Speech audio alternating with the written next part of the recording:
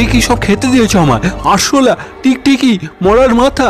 দূরে দাঁড়িয়ে হাসতে থাকে সেই ভিখারিনী। সে মৃত্যুর পর তার অতৃপ্ত বাসনার জন্য সে এক ভয়ঙ্কর পিশাচিনীতে পরিণত হয়েছে। গ্রামে একটি ফুচকাওয়ালা ফুচকা বানাতো। তার ফুচকা ছিল খুবই টেস্টি, তাই সকলে তার কাছে ফুচকা খাবার জন্য আসতো। কিন্তু সে এতটাই রাগী ও দাম্ভিক ছিল, সে একটি ফুচকাও কাউকে ফিতে দিত না। হঠাৎ একদিন এক বুড়িমা ভিখারির খুব খিদে পায়। সে সামনে ওই ফুচকাওয়ালাটাকে দেখে তার কাছে এগিয়ে যায়। বলে, বাবা খুব খিদে পেয়েছে, কয়টা ফুচকা আমায় দে না রে বাবা, দে না, ঈশ্বর তোকে আশীর্বাদ করবে, তোর খুব ভালো হবে, দে না বাবা, সকাল থেকে কিচ্ছুটি খাইনি রে জানিস বাবা, তুই দুটি ফুচকা আমায় দে বাবা। এখনো বগ্নি হলো না, চলে এসেছে ভিখারির দল কতকার। না না, হবে না, যাও যাও, আমি ফিতে কাউকে ফুচকা দিই না। পয়সা দাও, ফুচকা নাও, না হলে এখান থেকে কেটে বড় দেখি। দে না রে বাবা, খুব খিদে পেয়েছে, মাথাটাও ঘুরছে, খুব শরীরটা খারাপ লাগছে, দে না বাবা, দে না। এই বলতে বলতে ও খিদে ও তেষ্টায় কাঁদরাতে কাঁদরাতে বুড়িটি সেখানে পড়ে যায়। এই রে, বুড়িটা পড়ে গেল দেখছি, মারা গেল না তো? দেখি ভালো করে।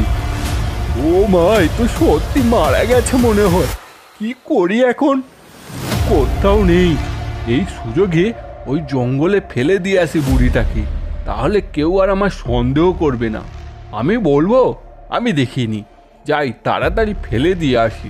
এই বলে বুড়ির দেহটাকে জঙ্গলে ফেলে পালিয়ে আসে ফুচকাওয়ালা। এরপর থেকে প্রায় দিনই ওই ফুচকার দোকানে অদ্ভুত সব ঘটনা ঘটতে থাকে। একদিন রাত্রি হয়ে গেল অনেকটা, তাড়াতাড়ি বাড়ি ফিরতে হবে, কিন্তু ওই দূরে ঘন্টা পরে কে চলে গেল। এমন করে কে যাচ্ছে? সামনে গিয়ে দেখবো, যাই, কাউকে তো দেখতে পাচ্ছি না। আমার চোখের ভুল হলো নাকি? তাড়াতাড়ি বাড়ি যাই বাবা, কাটা কি ছমছম করছে। কি গো, এত দেরি হলো কেন? এমন করছো কেন? কিছু থেকে ভয় পেয়েছো নাকি?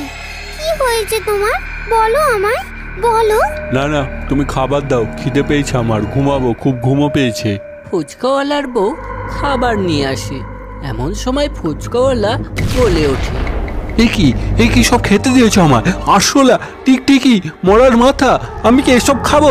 না, খাবো না আমি, না। দূরে দাঁড়িয়ে হাসতে থাকে সেই ভিখারিনী। সে মৃত্যুর পর তার অতৃপ্ত বাসনার জন্য সে এক ভয়ঙ্কর পিশাচিনীতে পরিণত হয়েছে।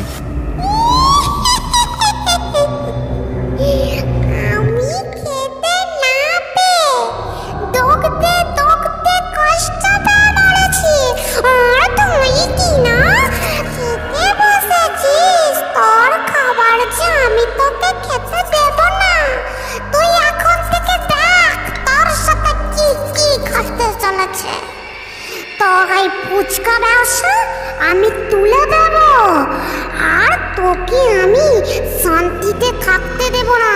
তোর সব কিছু কেড়ে নিয়ে তোকে আমি নিঃস্ব বানিয়ে দগদে দগদে মেরে ফেলবো। পরের দিন সে ফুচকা বিক্রি করছিল। সবাই একসাথে বলে ওঠে, এ কি ফুচকা বানিয়েছো? এমন ঝালে পোড়া, নুনে পোড়া, ছি, খাওয়া যায় সব? সেদিন আর একটা ফুচকাও বিক্রি হলো না তার। এর পরের দিনও সেই একই ঘটনা, ফুচকায় ঝাল, নুনে পোড়া।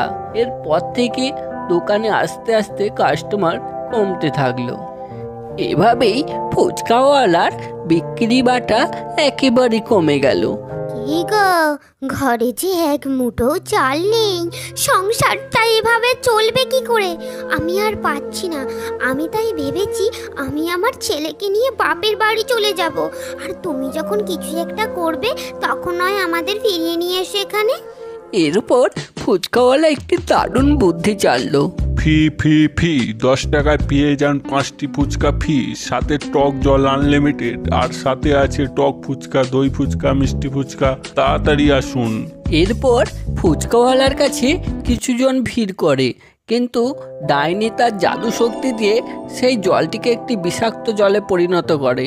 তা কিছুজন খেয়ে অসুস্থ হয়ে পড়ে। তখন সবাই মিলে এসে ফুচকাওয়ালাকে মারতে থাকে। মারতে মারতে এক সময় ফুচকাওয়ালা মারা যায়। হ্যালো ছোট্ট বন্ধুরা, আমাদের গল্প তোমাদের কেমন লাগছে? গল্পগুলো যদি ভালো লেগে থাকে অবশ্যই আমাদের চ্যানেলটি সাবস্ক্রাইব করে দাও আরও নতুন নতুন গল্প পেতে।